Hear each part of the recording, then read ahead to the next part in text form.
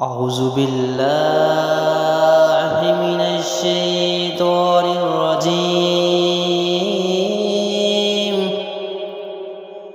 بسم الله الرحمن الرحيم. الذين كفروا وصدوا عن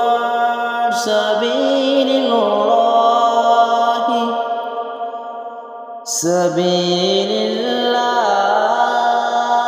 يضل أعمالهم والذين آمنوا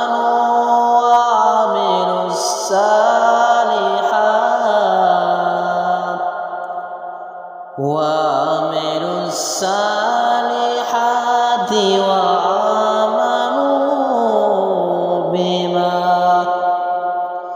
بما نزل على محمد وهو الحق من ربهم كفروا عنهم سيئاتهم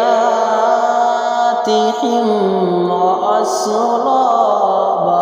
بالهم ذلك بأن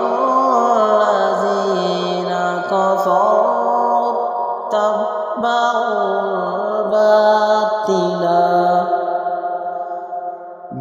الباطل وأن الذين آمنوا اتبعوا الحق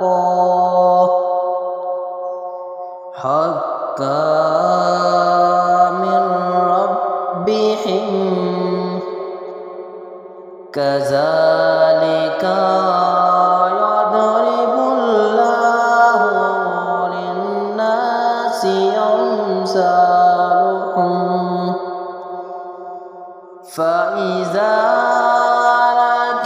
لقيتم الذين كفروا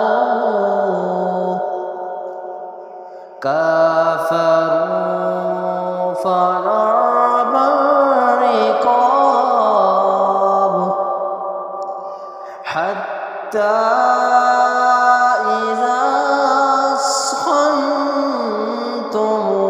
أثخنتموهم فشدوا الوثاق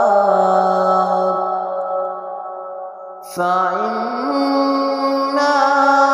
من بعد وإما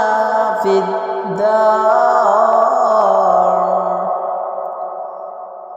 الدار حتى تضاء الحرب أوزارها ذلك ولو يشاء الله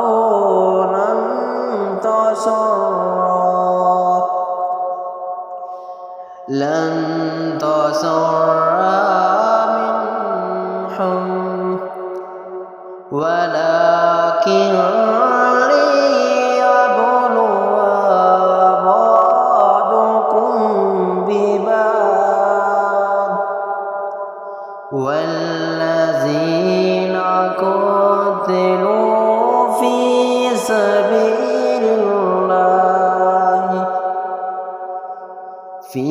سبيل الله فلن يضل أعمالهم سيهديهم ويصلح